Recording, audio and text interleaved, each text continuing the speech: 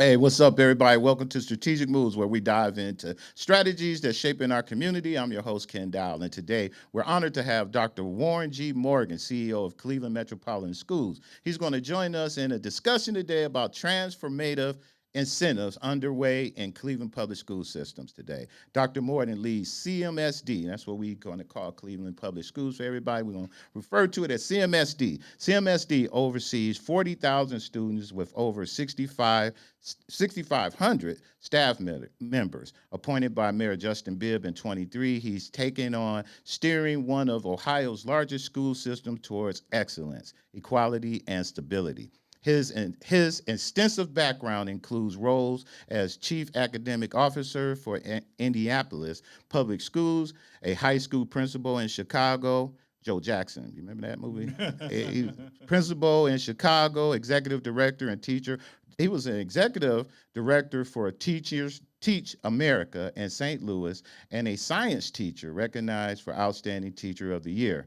Notably, he served as the White House Fellow in the Department of Education under Obama and Trump administration. You got out of there in time. They're getting rid of that. So I want everybody to welcome Mr. Dr. Morgan to our program today. Man, honored to be here. Thanks for having me on the space. Oh, man, it's a pleasure to have you in, man. We're glad that you came on and sit down and talk to us a little bit about what's going on and everything. Dr. Morgan, let me ask you a question. We're going to start off this thing.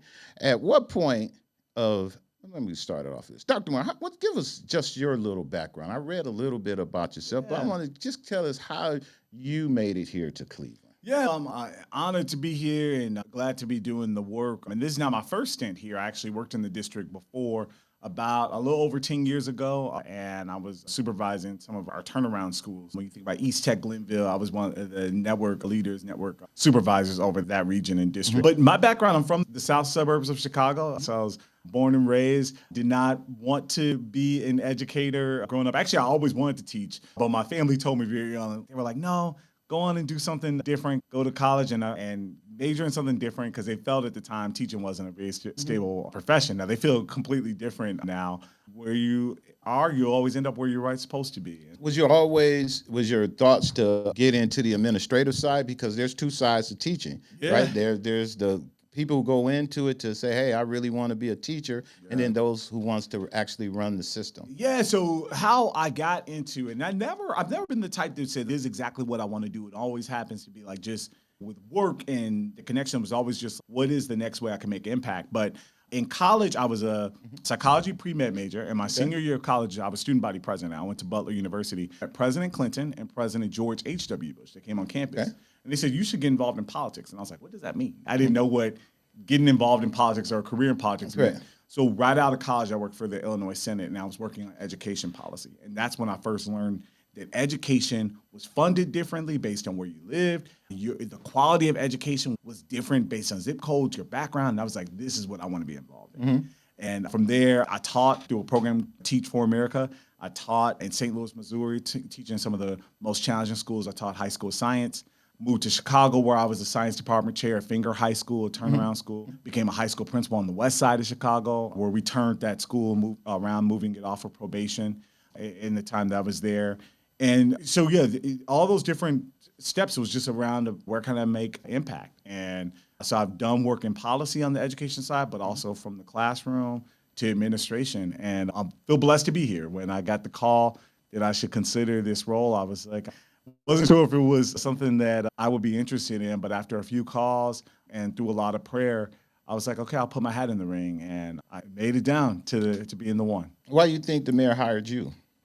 Through the process, which it was a really rigorous process of lots of community interviews. I know it was a collaborative process, and the board had lots of options of people to look into. Correct. My background in transformation leadership, I've always been a turnaround leader, one that has come in times where there are challenges and making tough decisions, working with people, but to improve outcomes. So you really think it was your background? He just really believed in what you said. I would hope so. He believed in your track record. Yeah. You would have to ask him and the board, but I believe that. I'm just from your belief. You believe because I was the best damn person there. That's why. It could have been any reason. I dressed the best. I came in there looking at us that day. I just, from your perspective, just wanted to figure what you thought. You think it was about you that made him pick you. Every step I've been in, it's been challenges in every place I've been. but we have results, and not only just results in terms of strategy, but results in academics. So give me one of the examples of something that you did in your past that you thought to say, you know what, these are the type of results that I thought that I'd done that I was ready to bring here. So I was leading academics. I was over all of academics for Indianapolis Public Schools. And when all districts actually lost gains in academics during the pandemic, Indianapolis Public Schools was the only district that actually saw improvements. We're actually outperforming where we were pre-pandemic in both ELA and math. And that was based on the curriculum we were implementing. So this work that we're doing now in Cleveland about streamlining the curricula, bringing in, as you saw last year, my first year, we achieved a 3-star rating, the first time in history in our academics. And so that strategy of actually bringing in academics, focusing in on that instructional core works. And it has nothing to do with me solely, but it's a strategy that I've learned over time to make sure you focus on the main thing. You really, so there's high quality curricula in school. You build a strong assessment framework. And we had strong academic results last year. This year, we've been seeing some of our test data come in, another year of academic results going up. Now, we know that the state report card has changed. We don't know where we'll land in terms of our star, but in terms of where students performed academically, we've gone up again. Every stop I've been in, when I was a high school principal, the school had been on probation for 18 years. And due to the work of getting the right people on the bus, focusing in on the academic programming, we moved the school to a school in good standing for the first time in 18 years. Strategy and working with people gets results, and doing it in the most challenging neighborhoods, because our kids deserve that. We want to make sure we get those results. So what was one of the biggest, once you got the job, I got here in Cleveland, I did the interviews, everybody was nice. These jobs, when you come into jobs, interviews, it's like being recruited to go play at a college. You know what I mean? They bring in, they got the cheerleaders on the bus waiting for you to get off and take you to all the nice places, all the good restaurants. And Cleveland is good at all the pageantry. And I mean, the interviews and I was like, whoa, I'm sure you, they rolled the red carpet out. But then you had to walk into Glenville. Then you walked into Collinwood. Then you walked into what was your biggest and first impression of now I got this job and whoa, I didn't expect this? What was that biggest thing that you walked in as, whoa, I didn't expect it? Yeah, so one, like I said, I've been in Cleveland before, and like I'd supervised some of the most challenging schools. So I was familiar with the city and some of the challenges as it has. And plus, being in places like Chicago, Indianapolis, St. Louis, the issues of the culture and climate, some of the violence issues sometimes in schools, those things were not foreign to me. Or even the low academic performance in some of our schools. That's not foreign to me because that's what I've been used to. I would say what was different about the role, and this is anytime you step in a role like this, it was the first time that, and I'm an introvert by nature, so it was one where I remember when I first got the job, I just had got announced. I was staying in my hotel, and they brought breakfast up to my room. And they were just like, oh, yes, we heard you are the CEO. And I was like, oh, great. Or I was going places, and people were like recognizing me, like, hey, Dr. Morgan. And that happens. I'll be in the gym, and people are like, hey, Dr. Morgan. They're coming up. And that for me was different. I'm a very, like I said, I'm an introvert. I'm a private type of person. And so that was really different of having such a role where you are recognized. People are always asking questions of you. And then now making really tough decisions. People are always critical. Now you got to test that food. Oh, yeah, exactly. Exactly. Yeah. People are always critical, and I'll read things, and I'm like, man, I said, they don't know me. They'll say, oh, he's angry doing this. Like, oh, they don't know now me. when you hear them say, Dr. Morgan, you wondered if they said, Dr. Morgan for real, and they said, that's Dr. Morgan. Exactly. Yeah, so that part it was an adjustment that I had to get used to, but it comes along with the territory. And I talked to my colleagues across the country, people who sit in roles like mine or sit at the state level or at the national level.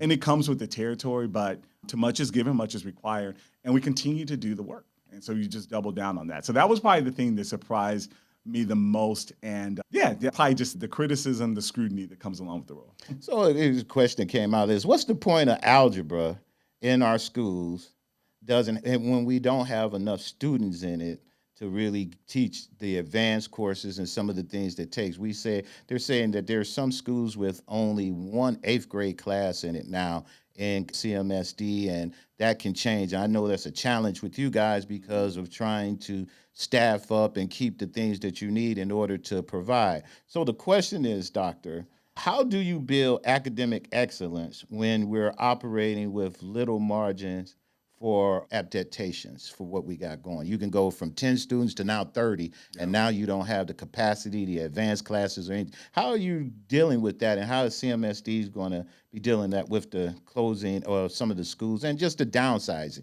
That's not your issue. That's just what's happening with life. Yeah, it's what's happening. We're doing this initiative, our Building Brighter Futures initiative, because even though there are tough decisions ahead of us, we have challenges in terms of our finances. Enrollment has decreased over time, and I'll talk a little bit about enrollment because it's not so much that we're losing students because they're moving or they're going to other places. Birth rates are down. Our data shows birth rates are historically low, not only in Cuyahoga County, but across the country, across the world. And so we are dealing with, we still have buildings. Our data showed in 20 years, in 2004, our enrollment was about 70,000 students.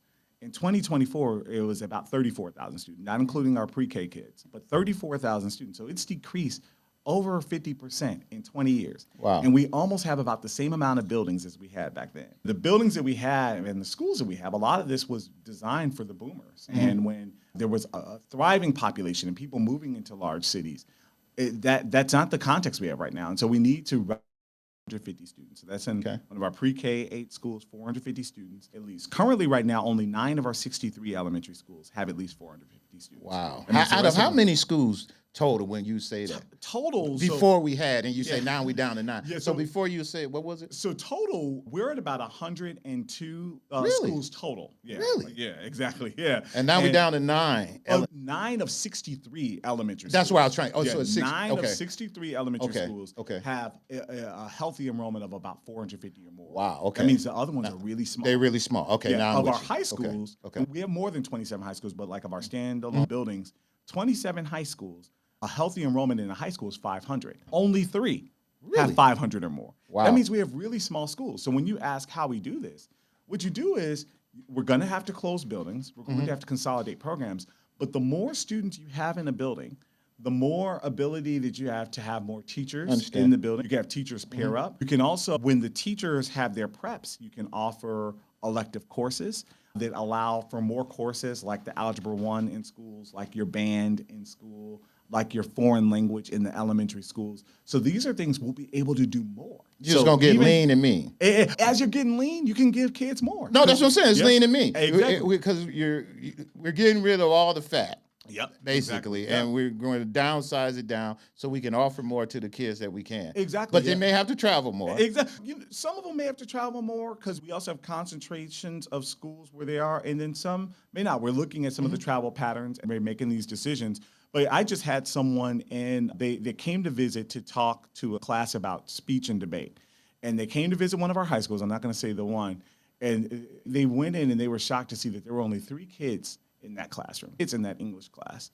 And that's about the enrollment in that class, about 3 students. Now, imagine what that experience is for that kid, for that teacher.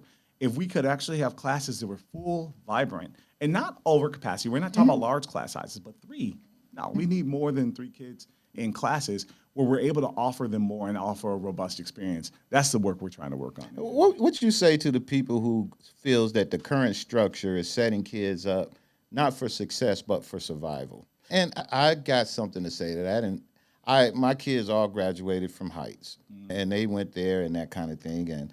But my middle daughter, I don't want to front her out a little bit on the show, but she was in school and she needed help.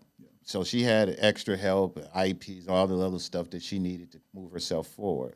COVID hit, and not only did it mess up her softball career, which we had a stunning softball career that she was on her way going, but it really, I look at now on the stuff that she suffered. She suffered those years of not being in school. She was one of those kids who did that. So when I asked that question, it seems like that's one of the things that's going on now, especially that group that came out of COVID. We had a lot of kids who graduated that when that COVID hit, they didn't go to school. They were supposed to be in class. They was at home like this. And people passed them. They graduated, and they out here in society right now, and they the ones who are having difficulties finding jobs. And they get a job, but they can't hold on to it. They don't have the skills. They can't really count. They can't do the math and the stuff. So are we setting our kids up for success, or is this all about survival? Well, it's both. We want to set up our kids for success, but we also want them to survive, but not only just survive, to thrive. Okay. So it's not just about how do we limp across that finish line. It's now, how can we be running across Right. the finish line, burst through that tape? And so when I talk about opportunity and access, even when I think about my own life and my career, if there weren't things I was exposed to, if there weren't the opportunities I had, like I said, by being student body president in my college and a conversation with 2 United States presidents changed the trajectory of my life. Now, I know not every kid is going to have that, but if I wasn't even afforded that opportunity, if I wasn't even told, and I went to a predominantly white institution college, and to be student body president at my college was very challenging to do it within itself. But if I wasn't even afforded that opportunity, if no one even once told me, you have the potential, you can do this, I wouldn't be where I am today. And there's so many of our kids that there's no one that looked them in the face and said, this is something you can do. This is the opportunity we're providing. And so when I look at where we are as a system, and we've made great progress, but when we're leaving kids behind, kids that don't have access to high quality programs, high quality options, it hurts my heart. I want to make sure that no matter where our kids live, no matter how they look like, no matter their background, no matter how much money their parents make, that they have access to a high quality school, that they may just stumble into that school one day and they may get exposed to a program that changes their life. They will have a conversation with someone that puts them on a different trajectory. And that's the work we're trying to do with building Brighter Futures, because it's about those opportunities that's going to create access for all of our kids. And that's what we need to focus on, educating all children, Cleveland's children. There's been a lot of decisions we've had to make in light of our finances. And one of them recently was our calendar. We just streamlined our calendar, where next year, most of our schools are going to be on one calendar. We still will have some of our alternative programs will be on year-round calendars, but most of our schools will be on the same calendar. And there were some schools that were on year-round calendars, and there were people fighting and advocating for it. But one of the things I shared when people were advocating for it, they wanted to keep it for their school, and they were like, if the other schools don't have it and they're not performing, like, leave them behind. Let's just focus on my school. And I know as a parent, you do want to focus on your school, but I'm responsible for all of Cleveland's children. And so when we make decisions, we need to make decisions that are in the best interest of all Cleveland kids, and making sure all Cleveland kids, like you said, can thrive and be successful. So that's the work we're trying to do. So when we talk about that, and we're going to get into these cuts and stuff that you have to make, those are tough calls. I know in that, and being able to provide the opportunities for the kids, you hear this all the time. Oh, we had metal shop, we had wood shop, we had all the trades, definitely when we were in school, to be able to do that. In this new transformation, is a lot of that is what we're talking about bringing back to these schools, because it seems like that's the thing. And not just the regular trades, but even new wage trades of what people are doing. I looked at a study that came on Channel 8, had a study up one day, and they talked about jobs of the future. I think they talked to the graduating class of 26 or so, and the top job was a YouTuber, and then the rest was podcasting, and it was a lot of stuff that dealt with social media and that thing. Going down the road, it looks like that, and I'm not saying that the schools need to do that, but I'm just saying that it seems like things are changing, trends are changing, and the things that people want to do. How is CMSD with this transformation intends on dealing with that? Yeah. So one of the things we realized, the state, when I was talking about our state report card, the state just added college and career readiness, like workforce and military measure. And the district, we're not doing well in that area. We haven't been doing well in that area for a while, because the state now recognizes 8 career pathways. And we need to make sure that we're training kids in those 8 career pathways. So some of them are bringing back some of the old career pathways, but then there are also some VOTEC programs that were around 30, 40 years ago that aren't relevant anymore. They don't make jobs. You know, I know people miss their home ec, and it's always good if you know how to cook and know how to have a home. But I don't. I'm gonna push back on that one. Listen, y'all need home economics really bad. What job will it lead to? Cooking class. You may be culinary. Culinary is a different pathway. Culinary is a different pathway than home ec. Well, this one will say home ec. Okay. I'm gonna push back a little bit on home ec. Okay. I think that people are missing basic skills that home economics taught. Okay. These kids don't know how to wash a dish. They don't know how to cook. Yeah. They don't know how to do a lot of the stuff. And I think going to school to be a culinary chef is one thing, but being able to go in and be able to And maybe I'm just old school. Man, again, I could be doing that old school thing again because It's both. it's a little both. And see, a lot of us have our mind from What we where do, went to, just like typing. Like yeah, we were taking we were typing. typing, right. Typing is not a skill. Because So, you know what I was about to say? Yeah. I was just about to sit here and say, home ec taught me how to sew. And now, am I a sewer? No. But there has been times where I had to hem my pants, Exactly. or I had to do something that I was not afraid to be able to get a needle and do it, or use hemming tape or whatever to do what I need to do. But I guess right now people just don't do that. And I'll say this, so a couple of things with it. It's okay to have basic skill classes, and I Yeah, agree maybe that a that's lot what of I'm our getting at. kids need the soft skills and the basic There skills you so go. they can Yes, learn how to yes. survive and thrive. Yes. But a whole pathway on that, they're not going to have careers That's in it. correct. And I bet I if you go to understand. some of these high-performing schools in the suburb, I understand. those kids aren't learning how to sew. They're Understand. learning the latest technology in STEM. They're learning AI. They're learning all those things. And we need to be bringing that to our kids. And so it's a agree. both and. We It's do a both need and, trades. yeah. We need manufacturing. We need culinary. We need cosmetology. People are always going to need to get there. Cosmetology is huge, Yeah. and I believe cosmetology, barber, any skill that can teach you to be able to do it on your own, Yeah. I think is great. And have a business. And have a business behind so, it, yeah. So those are the things we're trying to bring back. But some of the older school skills, it may be helpful for a class, but those are not the pathways that we need. Let's talk about this $150 million cuts that's going to be happening over the next few years. And the question isn't about the adjustment, but who gets to make the calls? And so when we talk about this, and that's now, I can talk from some experience. As I've been a political consultant for a while, I worked on the school levy back with Mike White when we first did the assessment. It was our crew who put that together with Barbara Berg Bennett. I think I did every school levy after that, up until last year. For whatever reason, they didn't ask me to help them last year, but I did every school levy up to there to help pass lots of school levies for the CMSD. My question is that's hit by everybody all the time, and I know you didn't hear that. We keep passing all these damn levies, man, and we keep passing levy after levy. This is going to do this one, and I'm a little bit more educated on it because I've been involved in helping pass some of these levies.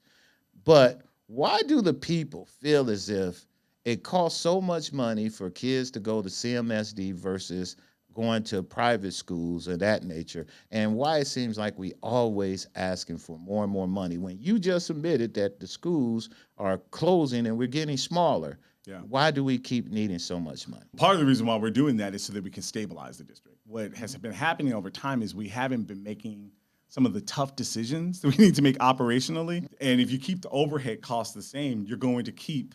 Give me an example of a tough decision. Tough decisions are Might not be popular, but a tough decision you would say. This is a tough decision. Sizing the district and closing schools, or streamlining the calendar, which saved us $27 million. Now, when you say that, what did that mean when you say streamline? So we have 5 different calendars, and that means there were some schools that were, the majority of our schools were on traditional calendars. We had some schools that were on year-round calendars, some were on extended calendars. Yeah, so 5 different calendars in one district, which is why some schools today is their last day of school. We have others that next week will be their last day of school, going all the way to the middle of June. And that costs us $9 million a year. Wow. Because who gets it's a different, both that and extra minutes in schools. The way our contract is set up, the staff that are working and the teachers, they get paid. It costs us $9 million a year. Great program, great resources in those schools that had it. In times of decisions when we have to make tough decisions, those are some of the operational costs we need to ask ourselves. And we also need to ask ourselves, what academic impact is it having? And when we did the study, it varied across the board. And there are also schools that are on traditional calendars and also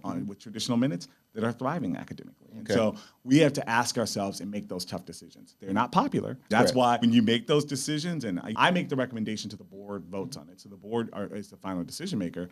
But it makes me not a popular guy. And I've always been the person, it's not about me, this is about our kids. And I came here to do a job to deliver a great education for our kid. If it's something that people are not happy about, if it's things that it gets so much noise where they're like, oh, I'm upset about it, I need to stand behind the decisions that we're doing this for our kids. Because at the end of the day, we can have all these different things and adults can be benefiting. How are the kids doing? One of my favorite sayings is an African saying, which is "Concedia in Geta," which, when translated, is "How are the children?" And in that tribe in Africa, they always responded, "All the children are well." And I want to get to a point that we ask, "How are the children?" Not how are the adults? Who are all the adults that are benefiting? How are the children? And we want to be able to say the children are well. So a couple of things you were asking about levies, and we're grateful for Mhm. levies. Our district has been successful in passing levies, and other districts surrounding us have not. So and in this past year, we did a historic levy. It was our first combined bond Okay. that allows us to improve our buildings as well as an operating levy. And we passed with a historic passage rate. Hmm. With that, it allowed us to level off our expenses. But if I still keep all of these buildings open, still keep operating in the same way when we continue to lose enrollment, that's a decision someone administratively, I need to make the tough decisions. The board needs to make the tough decisions so that when we go back to the community, if we need to go back to the community, we're showing that we're doing our work. We're doing our due diligence. We're not just continuing to go to the community and asking for more. We're making the cuts. And from the moment I've come in, last year I had to make nearly $200 million in cuts from central office. We negotiated a contract giving all of our teachers and some of our other unions some of the highest raises they've got. This year, we made some cuts around the calendar. We are making more cuts at central office. Yeah, I'm about to say that's always been your nemesis from the streets is they making too much money down there at what is it called, the Board of Education. Board of Education. Yeah, they say y'all too top heavy down there. We're continuing to make work. We made some cuts at the central office last year. Uh-huh. This year we did just for all of our central office employees, but those are even people that are, whether they're food service workers, people that are working in the district. We changed their compensation because they haven't had a compensation change since 2015 in 10 years. But we are making these changes to make sure we can keep employees, but at the same time we have to make cuts. And a big part of that will be closing and consolidating schools while giving kids more. So these are tough decisions. And as I talk to my colleagues across the country, everyone is making these tough decisions.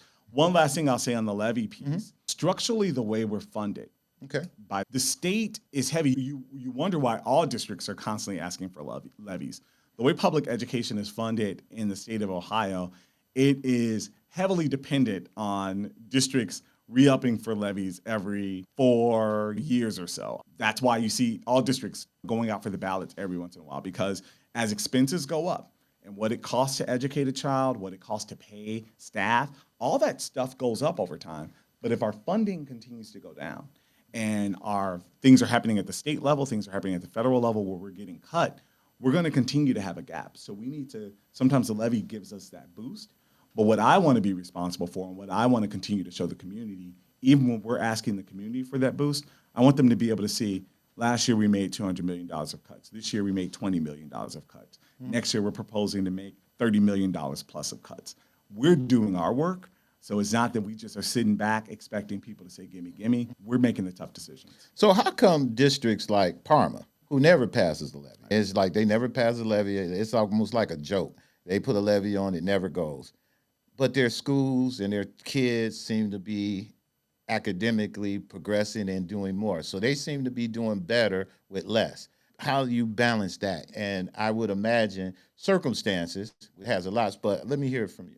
Yeah, I don't know their budget intimately, and I do know that they are trying, and they tried to be on the ballot last year, and I think they're trying again to get in the fall. So there's obviously something that they're seeing. They're like, we need this money. We need this money. Back to your point, they definitely need the money. So I'll tell you, they need the money, and there's a reason why they keep asking it. That's true. But I don't know their budget in and out. We have a much larger system. Our needs are also greater. It's a larger system. Yeah, it's a much larger. We're the largest in the region, one of the largest in the state. Got you. And our needs, when we talk about kids that have chronic absenteeism, the needs we have with social emotional learning, they're great needs, and those needs are in every system. But I don't know Parma's budget like that, but I do know they keep trying to put it on there. So there's something that they see that they know that they need it. Let's stay on that point. How much of that is really the biggest part of what CMSD is doing? All of the special needs, and when we say special needs, we know there's special needs that come from family needs of helping them socially, being able to eat, all the other necessary. At some point, it was a school that had washers in there where kids can wash their clothes. There's so many special needs that's needed for CM. What's the challenges that you see in working in a metropolitan urban school district opposed to working in some of these other districts like I just tried to put up against that, and maybe the private school? Yeah, our kids face so much just before they go to the schools. I saw a young man yesterday. We're in graduation season, so at the graduations I attend, I always do opening remarks, and I saw a young man yesterday, And I was like, oh man, he is graduating this year. And I remember last year when I first came, I rode the bus. I rode public transportation with a young man. And this was a young man. And he graduated yesterday from Garrett Morgan School of Engineering and Innovation. And I remember hearing his story. He got up, like he was coming all the way from the east side to go to school on the west side. And he got up at something like 5 in the morning to travel buses. He talked about when he misses the bus and he's late. I remember one time he talked about an issue where there was either something that happened to him on the way to school or just challenges. And I was just thinking, man, and even my own experience, imagine needing to go through all of that just to get into school on that day. And this is why we talk about it's so important how we treat a kid when coming to school. Because I remember even when I was a principal, there was a kid that had got jumped and robbed at gunpoint on the way to school, still comes to school. And the minute he came into school, he was really escalated. Like he was ready to fight everyone. He was mad. And when I finally got him in my office, actually he had left that day, and I chased him, and I saw him in the back of his housing project. He was smoking, and I went to go get him McDonald's. And the minute I held out the McDonald's, he collapsed in my arms, and he said, I was robbed at gunpoint on the way to school. And I was just like, man, all this stuff, like when we think about our schooling, and I don't know, what it was like for you, but I know what it was like for me. It's okay, maybe the hardest thing was I woke up late, or maybe something was going on with the family. But imagine needing to go all that and you still show up to school. Then when you get to school, if it's a case where your class isn't prepared or the teacher is calling you down and everything like that, where is your place of escape? Where is your place of sense of belonging? And this is what we're dealing with at scale in CMSD. We have lots of kids with these issues. And we're not only talking about the high quality education, because the minute they come in, they need to be making sure they get a high quality education. But what kind of supports and wraparound supports can we put in the system to make sure that those barriers that they face on the way to school? I can't solve for the fact what may be happening in kids' lives personally. That's not under my jurisdiction. But what we could do is help with the barriers. And that's why we work with wraparound partners. We work with partners like the city of Cleveland to help us think about safe passage to and from schools. We have so many wraparound partners that help us think about the social emotional learning aspects that help in the school. We have a humanware department that thinks about not only the discipline of kids, but the restoration of kids. These are different things we have to invest in, and there's not nearly enough resources. But that's why when I talk about building brighter futures and the opportunities, it's so important. Because a kid, like the kid I was telling about that I was dealing with in Chicago, or the kid that graduated from Garrett Morgan yesterday, if those kids come to school and happen to fall in love with a passion or have a conversation or get involved in a STEM project that they're like, you know what, this is what I want to do for the rest of my life. It could change their life. It can move them out of their circumstances. And this is where this work is personal, for me. Not only just from my own experience, but things that I've seen. I remember my senior year of high school, I was living in a hotel. We had a house fire at the end of my junior year. A whole senior year of high school, we were living in a hotel. Wow. Okay. And I know that what those challenges are like and what kids are facing. And that's why this is real and it's serious for me. And we have to educate all of it. And at the end of the day, the state is still requiring to make sure that kids are proficient. So while we're focusing on all those barriers, we also need to make, we still got to. Yeah, it's me. Exactly, you're right. So let me ask you, where do you think we're losing them? Elementary, middle school, or high school? Where are you thinking the biggest drop off? You thinking and from my experience, I can just give you from mine. I didn't move to Cleveland Heights till I lived in Glenville all my life. So I grew up there and I moved into Oh yeah. No, Okay. now actually that man right there ended up getting us bused. So I was part of that first busing group. Okay, so we got bused to Lincoln West. To Lincoln West. Okay. Yeah, All so right, we cool, were in cool. that group. Yeah. So with that being the case, I know that I didn't have a problem with the girls going to elementary with CMSD because elementary schools, you guys got that down. Yeah. It was when we got ready, I was like, I don't know if we can handle middle school, and definitely I knew high school was going to be a challenge or they would need to go. So is that a sentiment pretty much you think are parents thinking, I'm thinking, and you're doing good in your elementary, but people are pulling? Is that what you think is happening? It can happen in all continuums. I will say if we get them engaged early and often, it can course correct. So I do believe, I'm a firm believer in pre-K. We have about 2,100 pre-K students that are not included in our baseline enrollment because we don't get funding for them. So every time, so when we're paying for those pre-K classes, those are overhead costs that the state does not fund us for pre-K. Explain that to people. Yeah. So when we have our pre-K classes, we get per pupil funding by the state for every kid that is in kindergarten through 12th grade. Okay. For pre-K classes, so if you go to a school, a CMSD school that has pre-K in the building, those are funds we are paying. So when we talk about the overhead costs, we're paying for it, and we'll continue to pay for it. I'm invested in pre-K. I believe if we get kids in early, we can keep them engaged often and give them a high quality education early. Because also, if you get a kid that's reading on grade level by the time they're in third grade, you've pretty much set them up for success in life. Many of our kids are not proficient by the time they're in third or fourth grade in terms of literacy. And I think from an academic standpoint, from a core, getting them coming to school, we have so many kids with spotty attendance in the elementary grades, definitely in high school, but in the elementary grades. And that's when we need a parent or guardian really supporting, making sure they're getting into the educational process and getting into that quality education. So I believe the younger grades are important. But then you have some kids that they do well in the elementary grades and they get to high school, and whether it's through pressures, whether it's through identity issues that they're having, they can get lost. And so we need to think about that entire continuum, making sure kids have the programs, but also the wraparound services to keep them engaged in school and make sure we get them to and through that post-secondary stage. We round in third, so I got a few more for you. Yeah. Let's talk about this, a couple of things. One, I want to talk about the Ed Choice program and how that and charter schools are affected. We'll throw all of this into one question for you instead of breaking it up. We know that the Ed Choice is now a thing where the state is allowing everybody to be able to qualify for Ed Choice, and you have the rise of the charter schools that are coming into the community and giving people other choices. How does that affect your overall of what you're really trying to do with CMSD? Is it a collaboration in some cases, or is it you really think that public education we really need to fight to try to keep public education where it is? I'm a firm believer in public education, but I'm also a firm believer in choice. I believe parents need quality choices. I'm not going to shame someone because they're like, I get people all the time, they're like, I live in the area, but I'm choosing to go here. I'm like, great for you. And I want to make sure that families have the right to choose. You should choose.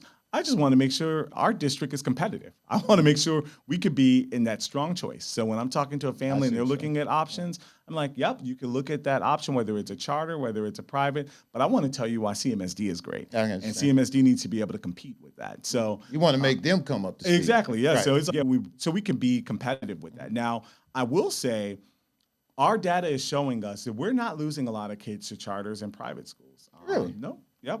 What is infecting our enrollment is birth rates.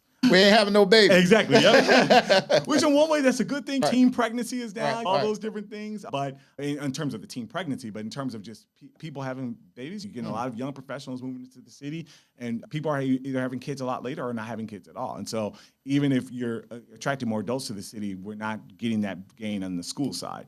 So our data shows us that for the past 5 to 6 years, people have consistently been choosing CMSD. And so we want to make sure that we continue to be a quality choice, that we can continue to be competitive with our private and charter partners around.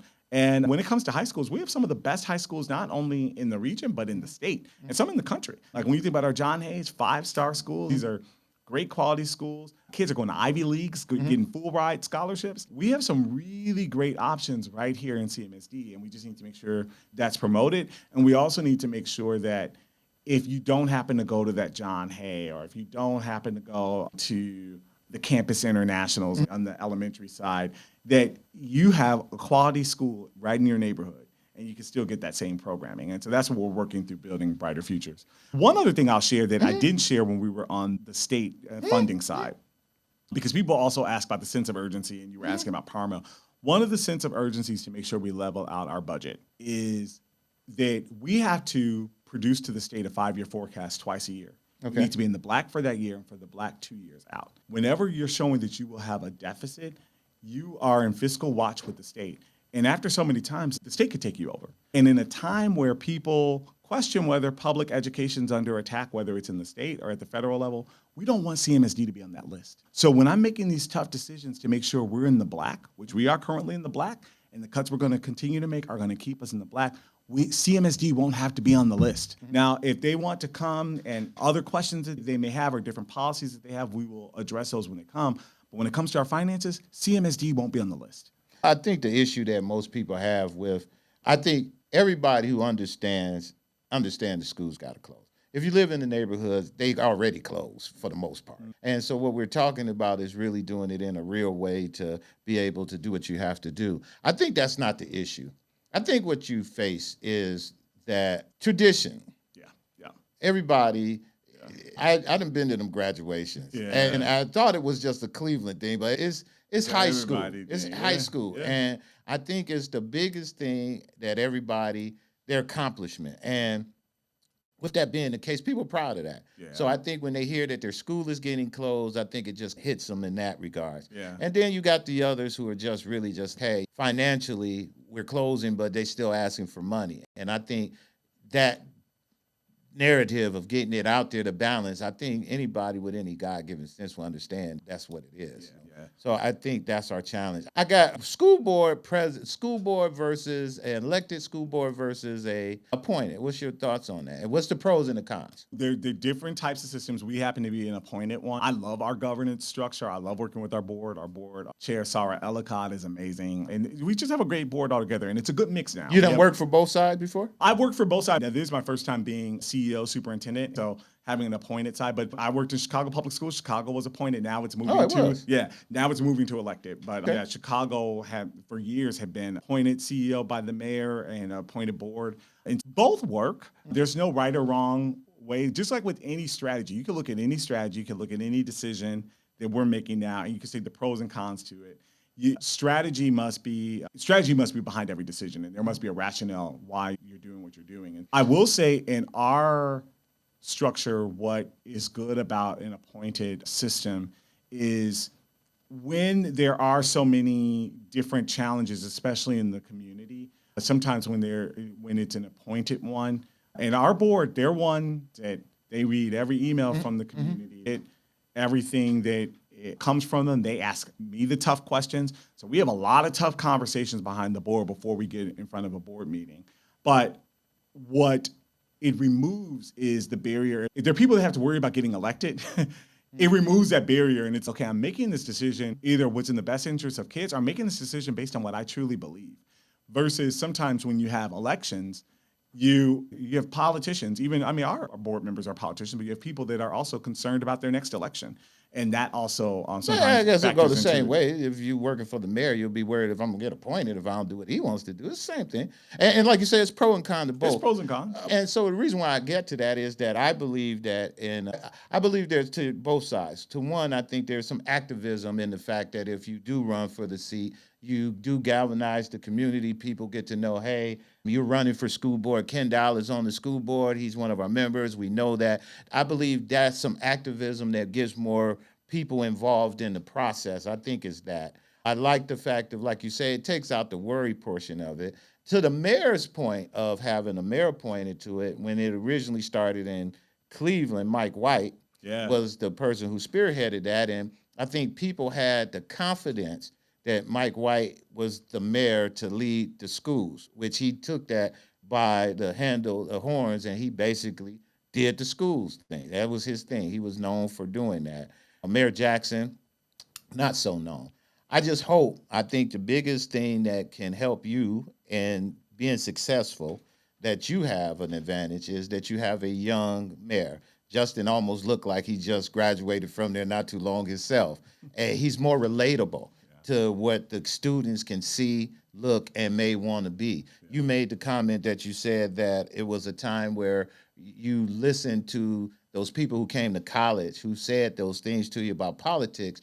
Can you imagine the impact he has on seniors and other people in this community about the fact of how young people can move up into that? So he has a really big role in doing what you do, and if he does it right, it'll be a really good piece for him. My last question for you, get you out of here, is as you see, I got the real WWF belt sitting over there, Love it. and I was a big fan of WWE. I grew up with my man Linda and my man the McMahons, and watching them do their thing, and was big fans until she became the secretary of the department that you're in right now, and she's over there laying smackdowns on everything, it seems like. So I wanted to ask you, tell the people the real impact. You worked over there. What's the impact? We hear when Trump and them say we want to close the Department of Education. What does that mean to CMSD? Yeah, I would say on the front end, I would say there's a lot that is going on, and change is not easy when it comes to anything. My job as the CEO is to be focused on what we're doing locally and the work that we're doing to drive change. So whether we have a Department of Education or not, we're still going to need to make sure we educate kids and educate them at a high quality level. And that's within my locus of control. Now, what the Department of Education has done historically has been able to provide guidance and protections to make sure that states are doing what they're supposed to do to make sure that all kids are getting a high quality education, that there are certain civil rights that are protected when it comes to education. These were the things that why the Department of Education was enforced. The Department of Education provides a lot of guidance to the state. And that's important. We need to make sure that there are measures and people holding the states accountable, because outside of that, states could be doing whatever they want. There could be certain kids that are left behind. There could be certain jurisdictions that are left behind. As long as whatever the decisions are made in the forefront, the thought is still thinking about how do we make sure all kids get access to a high quality education. That's what's going to be really important, and that's what I want to be in the fight for. So there's no real dollars that's going to be affected. Oh, there are. Right now, there are some. When we think about Title dollars, Title I are dollars that are given to students that are in poverty, and D is considered 100% impoverished district. So would that affect your bottom line? Oh yeah, it would. It would. Title II, Title III, and some of these deal with like teacher professional development, some with English language learners. If there are cuts in there and those are gutted, those are programs that we won't have the extra resources in the federal dollars. Back for another levy. Yeah, exactly. Because if we That's what I'm trying to get you. Yeah, so we'll be back for another levy. Yeah, but we still have to educate English language learners. We still have to provide teachers professional development. We'll just have to come out of it from our own general education dollars, and that means it's coming out of somewhere else. And so there are dollars that are impacted. So is CMSD doing, or let me just ask in general, because CMSD is just a small tick in this whole thing. Is the educational system doing anything collectively, and you have people here that's listening now, that you will want them to do to try to help fight against that? Is there something or somewhere you want people to say, hey, you should be paying attention to this because we don't need this to happen, because I'll be back again asking for more money. So is that existing? So there are a few things. One, we have a lobbyist. I have meetings where I go down to Columbus to meet with our state legislators to talk to them about what's taking place, our budget.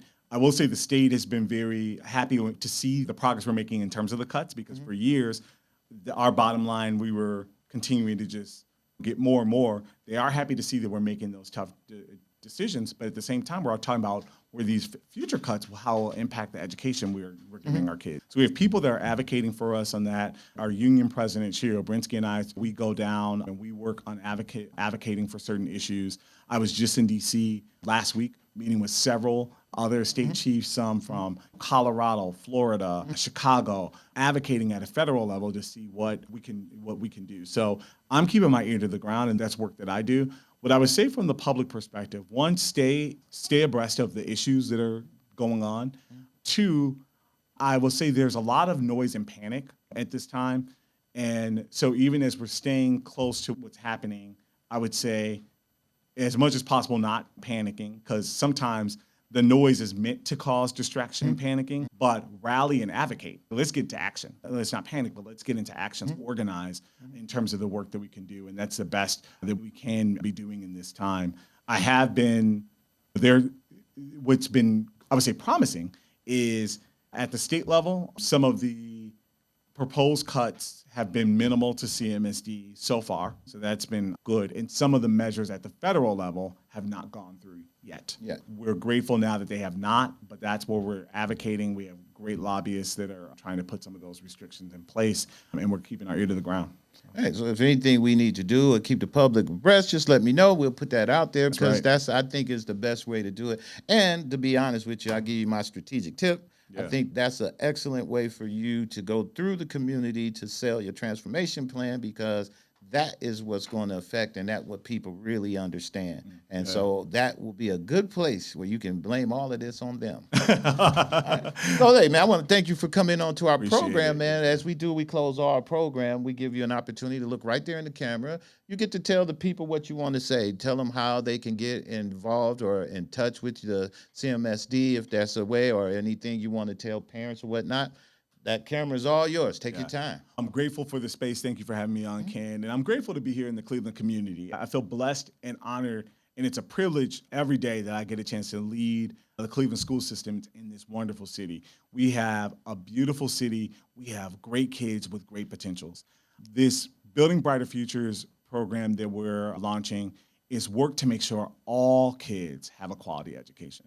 We've made progress. I'm proud to see the academic gains. This year alone, the test that the kids just taken, seeing the academic gains once again. Our kids have potential. They have brightness. They can do it all.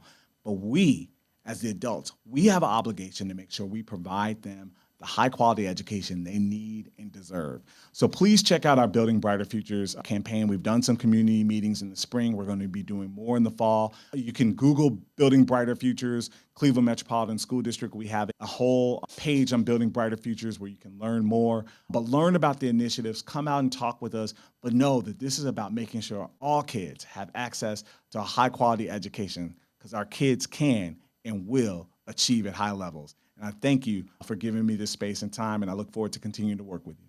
That is I'm about to mess up, Dr. Morgan, for being on our program. He is the CEO of Cleveland Public Schools, and he's doing a great job over there. He'll be back to talk to us over anything that's about education. And look, in the links below, you will be able to reach all the information in our description on how you can get involved, information about the transformation plan, and if you want to get your kids enrolled in the CMSD, we'll have all of that stuff in the links in the description. And until next week, peace.